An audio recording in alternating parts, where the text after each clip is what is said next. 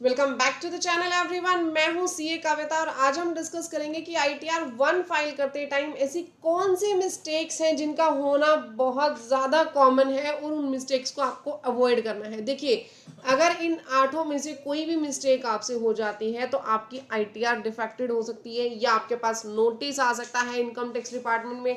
तो आपको इन 8 एरर्स का ध्यान रखना है कि ये 8 एरर आपकी आईटीआर में ना हो। सबसे फर्स्ट वन मैं बात करूं एंड मोस्ट इंपॉर्टेंट थिंग, आपको जो आईटीआर फॉर्म सिलेक्ट करना है वो बड़े ध्यान से सिलेक्ट करना है। मैं सिर्फ आईटीआर 1 से रिलेटेड जो कॉमन एरर है आज उनकी बात करने वाली हूं। अगर आपके ऊपर आईटीआर 1 फॉर्म एप्लीकेबल है तो आपको ध्यान रखना है 1 फॉर्म कब कब आएगा। 1 फॉर्म कब आएगा? जब आपकी सैलरी या पेंशन की इनकम हो, ठीक है। हाउस प्रॉपर्टी की अगर आपकी इनकम हो तो आपके पास आएगा, बट हाउस प्रॉपर्टी की इनकम ध्यान रखिएगा एक से ज्यादा हाउस प्रॉपर्टी का रेंट आप उसमें नहीं दिखा सकते, यानी एक ही हाउस प्रॉपर्टी का रेंट आप दिखा सकते हैं। अगर एक से ज्यादा हाउस प्रॉपर्टी है आपकी, उनका रेंट आ रहा है तो आप यहाँ पे आईटीआर 1 फॉर्म सिलेक्ट नहीं करेंगे, ठीक है। नेक्स्ट अगर मैं बात करूं अदर सोर्सेज की इनकम आप इसमें दिखा सकते हो। इंटरेस्ट की, डिविडेंड की इनकम आईटीआर 1 फॉर्म में आपकी चली जाएगी। लॉन्ग टर्म कैपिटल गेन्स, बहुत बड़ा चेंज ये इस बार आया है। पहले लॉन्ग टर्म कैपिटल गेन नहीं आता था आईटीआर 1 में, बट अब अगर सेक्शन 112A के तहत जो आपके लॉन्ग टर्म कैपिटल गेन होते हैं, जैसे कि इक्विटी ओरिएंटेड म्यूचुअल फंड्स पे, ठीक है, जो लिस्टेड इक्विटी शेयर्स हैं, इक्विटी ओरिएंटेड म्यूचुअल फंड्स हैं या यूनिट्स ऑफ बिजनेस ट्रस्ट है, इनको सेल आउट करने से जो लॉन्ग टर्म कैपिटल गेन आपका हुआ, अगर वो 1,25,000 तक है, कितने तक है? 1,25,000 तक है, तो आप उसे 112A वाली जो इनकम है उसको आईटीआर 1 में आप शो कर सकते हो। बट ऐसी कौन सी जगह है जिधर आप आईटीआर 1 ले नहीं सकते? देखो, अगर आपकी बिजनेस और प्रोफेशन की इनकम है, आईटीआर 1 फॉर्म सिलेक्ट मत करना। फॉरेन इनकम या फॉरेन एसेट्स है, आईटीआर 1 सिलेक्ट नहीं होगी। आप किसी कंपनी के डायरेक्टर हैं, आपके पास किसी भी कंपनी के अनलिस्टेड इक्विटी शेयर्स हैं, या फिर आपके पास कैपिटल गेन हो रहा है, कौन सा कैपिटल गेन? 112A वाले कैपिटल गेन के अलावा कोई कैपिटल गेन हुआ, और ध्यान रखिएगा यहां भी लिमिट दी गई है 1,25,000 की। अगर आपकी income long term capital gain कौन सी?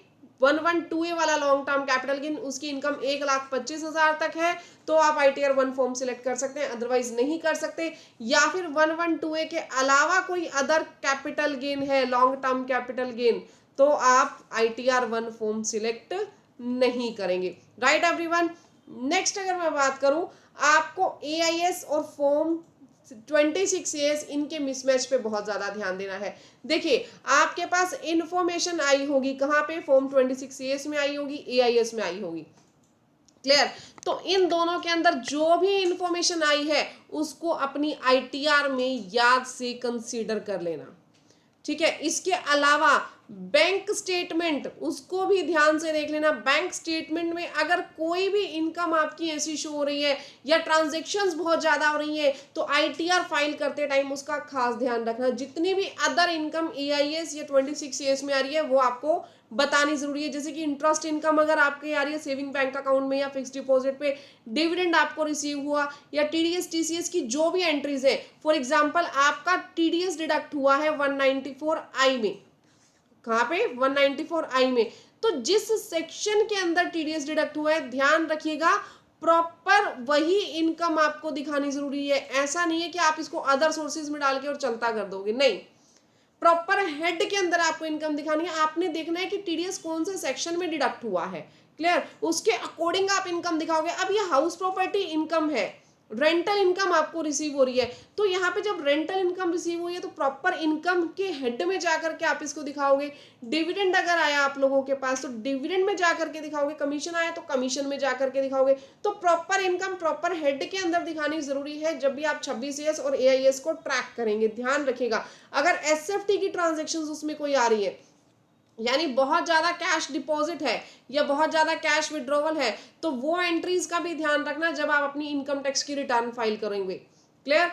यहाँ पे आपने 26A और 26A की कोई भी चीज अवॉइड नहीं करनी। एक चीज आपने और ध्यान रखना है कि आपका जितना भी टीडीएस डिडक्ट होना था, आपके एम्प्लॉयर ने आपका टीडीएस डिडक्ट किया या रेंट के ऊपर आपका टीडीएस जो है वो डिडक्ट हुआ था, क्या 26 ईयर्स में वो सारा का सारा टीडीएस जो है वो रिफ्लेक्ट हो चुका है या नहीं हो चुका?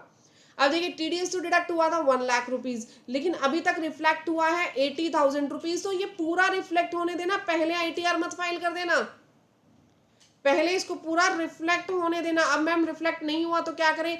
जिसने टीडीएस डिडक्ट किया था उससे कांटेक्ट करो, उससे कांटेक्ट करो कि मैंने 1 लाख का टीडीएस मेरा डिडक्ट किया था आपने, आप मेरा बाकी टीडीएस यहाँ जमा करवाइए। लेकिन अगर फिर भी वो डिपॉजिट नहीं करवा रहा है तो आपको अपना उसका टैन नंबर डालिए, जहाँ पे प्रीपेड टैक्सेस की डिटेल आती है आपने वहां पे उसका टैन नंबर डालना है और कंप्लीट टीडीएस को आपने क्लेम कर लेना है। अगर एक्चुअल में वो टीडीएस आपका है, ध्यान रखिएगा इस चीज का, आप उसको क्लेम कर सकते हैं, कल को लाइबिलिटी क्रिएट कर सकते हो सामने वाले पे, ठीक है। और इसके साथ आपने एक बात का और ध्यान रखना है, अगर 26 ईयर्स में कोई इनकम रिफ्लेक्ट हो रही है, 26 ईयर्स में कोई भी इनकम रिफ्लेक्ट हो रही है और आप कह रहे हो कि वो इनकम मेरी नहीं है, आप डिनाई कर रहे हो वो इनकम मेरी नहीं है, आपने आईटीआर में वो इनकम शो नहीं की, ध्यान से मेरी बात सुनिए, कोई भी 26 ईयर्स के अंदर इनकम आ रही है, आप कह रहे हो वो इनकम मेरी नहीं है और मैं इस इनकम को आईटीआर में शो नहीं करूंगा, तो ध्यान रखिएगा आप उसका टीडीएस भी क्लेम मत करना। अगर आपने इनकम तो शो की नहीं, टीडीएस क्लेम कर दिया, तो कल को आपके ऊपर लायबिलिटी आ जाएगी टैक्स पेमेंट की और इनकम टैक्स डिपार्टमेंट से नोटिस आ जाएगा। आपने क्या करना है, ना ही वो इनकम कंसीडर करनी है और ना ही वो टीडीएस कंसीडर करना है, राइट एवरीवन। अगर कल को फिर भी डिपार्टमेंट ने आपसे कुछ पूछ लिया तो आप कह दोगे जी अगर मैंने इनकम शो नहीं की तो मैंने टीडीएस भी तो क्लेम नहीं किया, एक्चुअल में ये इनकम मेरी थी नहीं, ना ही मेरे बैंक के अंदर ऐसी कोई एंट्री हो रही है, आपने उसमें दिखाना है प्रॉपरली कि मेरे पास बैंक में भी ऐसी एज सच कोई भी एंट्री नहीं है। क्लियर है एवरीवन, यहां तक समझ में आ गया आप लोगों को?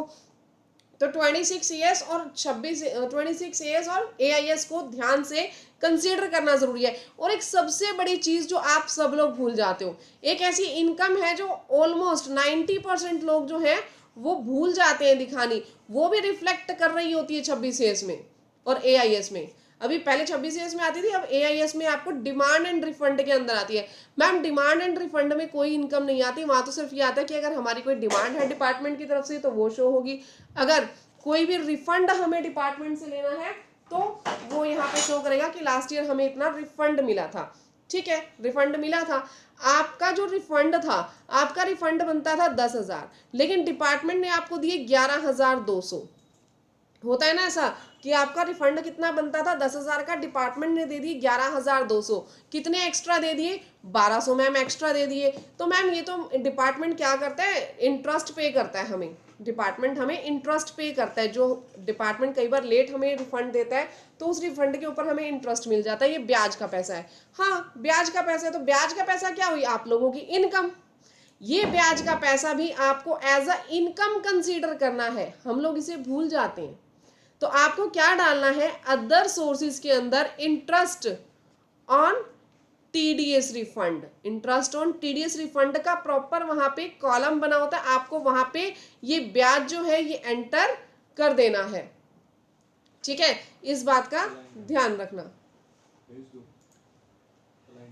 नेक्स्ट जो हम सबसे बड़ी गलती करते हैं, हम अपनी एग्जम्प्ट इनकम को रिपोर्ट नहीं करते। हमारी थिंकिंग क्या होती है कि ये इनकम तो एग्जम्प्ट है, इसको रिपोर्ट करने की जरूरत ही क्या है। देखो माना आपकी इनकम एग्जम्प्ट है, लेकिन एक छोटी सी चीज बताओ, वो इनकम आपके बैंक अकाउंट में आई होगी, बैंक में पैसा आपके पास क्रेडिट हुआ होगा, बैंक में तो पैसा आ गया, आपके पास 50 लाख रुपीज बैंक के अंदर क्रेडिट हो गए, ठीक है। और एक्चुअल में ऐसा एक केस आया था मेरे पास, जेन्युइन इनकम थी, एग्जम्प्ट थी, रिटायरमेंट का पैसा आया था, लेकिन उस पर्सन ने आईटीआर फाइल नहीं की, ठीक है। और एक केस ऐसा था जिसमें आईटीआर तो फाइल कर दी, लेकिन इनकी जो एग्जम्प्ट इनकम थी वो उन्होंने शो ही नहीं की। अब हुआ क्या, जो आपकी आईटीआर है और जो बैंक ने रिपोर्टिंग की थी, और जो बैंक ने रिपोर्टिंग की थी उसमें क्या हो गया, उसमें मिसमैच हो गया, उसमें मिसमैच आ गया सीधा सीधा कि आप अपनी आईटीआर में तो इनकम कम दिखा रहे हो, लेकिन बैंक के अंदर डिपॉजिट बहुत ज्यादा है, बैंक के अंदर काफी ज्यादा पैसा डिपॉजिट हुआ। तो ये जो है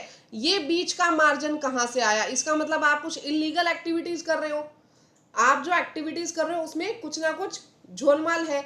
जबकि ऐसा नहीं था, आपकी इनकम ही एग्जम्प्ट थी। तो अगर फ्यूचर लिटिगेशन से बचना चाहते हो, फ्यूचर में ऐसा कोई भी आपके ऊपर कारण ना बने कि आपके पास GST notice, income tax notice आए या जीएसटी का नोटिस आए, तो आपको क्या करना है, अपनी सभी एग्जम्प्ट इनकम को शो करना है विद सेक्शन। आपको बताना है कि कौन से सेक्शन में ये इनकम एग्जम्प्ट है, प्रॉपर हेड के अंदर डालो आईटीआर में।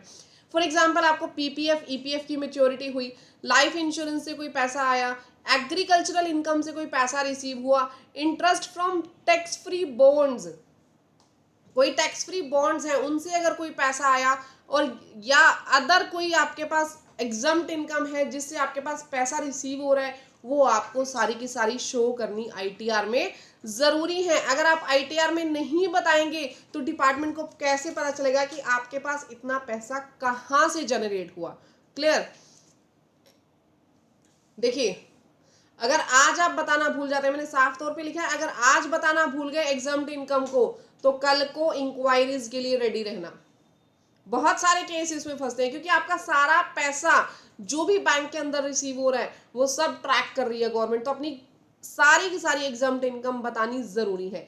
नेक्स्ट अगर हम बात करें incorrect choice of tax regime, tax regime जब आप सिलेक्ट कर रहे हो, आपको न्यू टैक्स रिजीम लेनी है या ओल्ड टैक्स रिजीम लेनी है, ध्यान से सिलेक्ट करना। अगर आपको ओल्ड टैक्स रिजीम पे जाना है, अगर आपको ओल्ड टैक्स रिजीम पे जाना है तो ध्यान रखिएगा, इस बार आपको फॉर्म 10 IEA फाइल करना मैंडेटरी है। ये फॉर्म आपको फाइल करना जरूरी है अगर आपको ओल्ड रिजीम ऑप्ट करनी है तो। इनकरेक्ट रिजीम ऑप्ट मत करना। बाय चांस आपने न्यू रिजीम कर ली लेकिन आप डिडक्शंस लेना चाहते थे, तो न्यू रिजीम के अंदर आपको कोई भी डिडक्शंस नहीं मिलेंगी। सबसे पहली बात, अगर ओल्ड रिजीम ले ली, अगर ओल्ड रिजीम ले ली तो आप सभी डिडक्शंस तो क्लेम कर सकते हो, लेकिन ध्यान रखना फेक डिडक्शंस कोई भी क्लेम मत करना। मैंने बहुत लोग देखे हैं जो फेक जो डिडक्शंस है वो क्लेम कर लेते हैं, एटीसी के अंदर लिख देते थे, एटीडी के अंदर लिख देते थे। ध्यान रखिएगा, फाइनेंशियल ईयर 24-25 में ये सब चीजें खत्म हो गई। मैम खत्म हो गई क्यों? एटीसी की डिडक्शन तो अभी मिलेगी, मिलेगी, लेकिन जब आप डालेंगे ना कि मैंने एलआईसी की डिडक्शन ली या पीपीएफ की डिडक्शन ली, तो कंप्लीट डिटेल्स मांगेंगे। अच्छा, तो एलआईसी का पॉलिसी नंबर दे दो, पीपीएफ का जो भी सीरियल नंबर है XYZ वो दे दो, पॉलिसी नंबर दे दो, एटीडी में अगर हेल्थ इंश्योरेंस करवाया तो, एटीजी में डोनेशन दी है किसको दी, जिसको दी है उसका पैन नंबर दो, किस डेट को आपने दी है, बैंक के थ्रू दिया, कैश में दिया या यूपीआई दिया, किस तरीके से पेमेंट की, 70 डिटेल्स आप लोगों से आईटीआर में मांगी जा रही हैं। तो सोचना भी मत कि इस बार आप लोग फेक डिडक्शंस दिखाओगे। फेक डिडक्शन दिखाई तो कल को कुछ भी झूठ नहीं बोल पाओगे, क्योंकि एलआईसी का आप वहां पे पॉलिसी नंबर तक दे रहे हो। अब इसमें कोई इफेंट बट का चांस ही नहीं है। अगर वो पॉलिसी नंबर उन्होंने आपकी कंपनी से, जिस भी इंश्योरेंस कंपनी का आपने वहां डेटा दिया, उस इंश्योरेंस कंपनी से अगर कंफर्म कर लिया तो डायरेक्टली आपके ऊपर डिमांड रेज हो जाएगी। यानी ओल्ड डिडक्शन वालों के लिए सरकार इस बार बहुत ज्यादा सख्त है।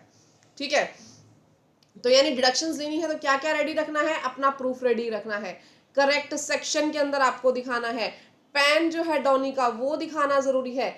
जो आपके पास, अगर आपके पास डॉक्यूमेंट्स नहीं है, फॉल्स डिडक्शन आपने ले ली, या तो डिफेक्टिव रिटर्न हो जाएगी या स्क्रूटनी का नोटिस आ जाएगा, और 270A के अंदर पेनल्टी जो भरनी पड़ेगी वो अलग, 270A में पेनल्टी अलग से जाएगी। ध्यान रखना, फेक डिडक्शंस मत दिखाना। नेक्स्ट आ गया आपके पास HRA। HRA कई लोग क्लेम कर लेते थे, हाँ जी ठीक है हम तो HRA जो है वो क्लेम करेंगे, रेंट हम लोग दे ही रहे हैं। अब रेंट एक्चुअल में लोग देते नहीं है। कई लोग ऐसे, मैं आपकी बात नहीं कर रही, कई लोग ऐसे हैं जो एक्चुअल में रेंट पे नहीं करते लेकिन HRA क्लेम कर लेते हैं। अब वो ऑप्शन खत्म हो गया।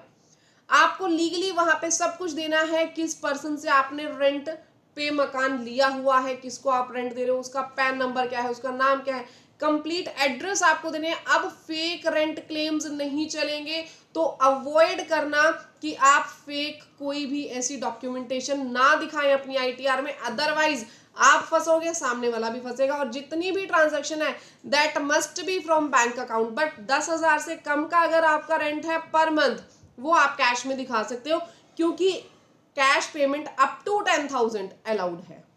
ठीक है, incorrect bank details, bank details अपनी पूरी अच्छे तरीके से देना, अपना बैंक अकाउंट नंबर भी, IFSC कोड भी, और प्री वैलिडेटेड होना चाहिए आपका बैंक अकाउंट। अगर आपका रिफंड आना है, रिफंड बनता है। और इनकरेक्ट बैंक डिटेल्स आपने दे दी तो रिफंड रुक जाएगा, रिफंड डिले हो जाएगा। एक बार रिफंड आया वापस चला गया क्योंकि बैंक डिटेल्स गलत थी, फिर आने में कई बार 4-4 5-5 महीने भी लग जाते हैं। तो आपको क्या करना है, bank number, account number, IFSC already उसको प्री वैलिडेट कर लेना। फिर जो ITR आप फाइल करेंगे, प्री वैलिडेटेड करने के बाद ITR फाइल करनी। कई बार ITR फाइल कर देते हैं जी, कर लेंगे बाद में प्री वैलिडेटेड, स्किप कर देते हैं, उस ऑप्शन को स्किप नहीं करना, पहले प्री वैलिडेट कर लो, फिर आप ITR आराम से फाइल करो। और ITR फाइल करने के बाद ऑटोमेटिकली रिफंड उस बैंक अकाउंट में आ जाएगा। डन। अब इसमें कुछ एक लोग जो है वो गलती कर जाते हैं, ITR तो फाइल कर देते हैं लेकिन उनकी E-वेरिफिकेशन रह जाती है। ये लास्ट डेट पे जो लोग हैं ना वो ज्यादा गलती करते हैं कि ITR फाइल कर दो कर दो कर दो, OTP अभी जा नहीं रहे हैं, ठीक है, और इनको हम बाद में E-वेरीफाई कर लेंगे। देखिए 30 दिन के अंदर E-वेरिफिकेशन होना बहुत जरूरी है। पहले तो ऐसा कोई टाइम लिमिट नहीं थी, लेकिन अब टाइम लिमिट 30 दिन की है। 30 दिन के अंदर आपको E-वेरिफिकेशन करना ITR की मैंडेटरी है। क्लियर। तो अगर आपने ITR फाइल कर दिया 30 दिन के अंदर उसको आप वेरीफाई कर लो, अदरवाइज वो ITR जो है वो फाइल्ड नहीं मानी जाएगी, वो इनवैलिड हो जाएगी। ठीक है। ITR को E-वेरीफाई करने के लिए बहुत सारे मेथड हैं। आप आधार, OTP, net banking, EVC based जो बैंक अकाउंट का OTP है उससे कर सकते हो, डिजिटल सिग्नेचर से कर सकते हो, किसी मर्जी मेथड से करो, बट 30 डेज से आप लोग लेट मत करेगा। तो ITR 1 फाइल करने में इन सभी बातों का ध्यान रखना। कोई डाउट्स हैं आप मुझसे कमेंट सेक्शन में पूछो, मैं आप लोगों को बताऊंगी। नेक्स्ट हम वीडियो लेकर के आएंगे कि बिजनेस की रिटर्न फाइल करते टाइम आपको किन बातों का ध्यान रखना है। अगर आपको और भी किसी टॉपिक से रिलेटेड, ITR से रिलेटेड कोई क्वेरीज है, कोई वीडियोस चाहिए तो मुझे कमेंट बॉक्स में बताना, मैं जरूर आप लोगों को प्रोवाइड करूंगी। तो मिलते हैं गाइज नेक्स्ट वीडियो में धमाकेदार इंफॉर्मेशन के साथ। तब तक के लिए thank you, bye bye, take care everyone. और चैनल को सब्सक्राइब, वीडियो को लाइक किए बिना मत जाइएगा। Thank you.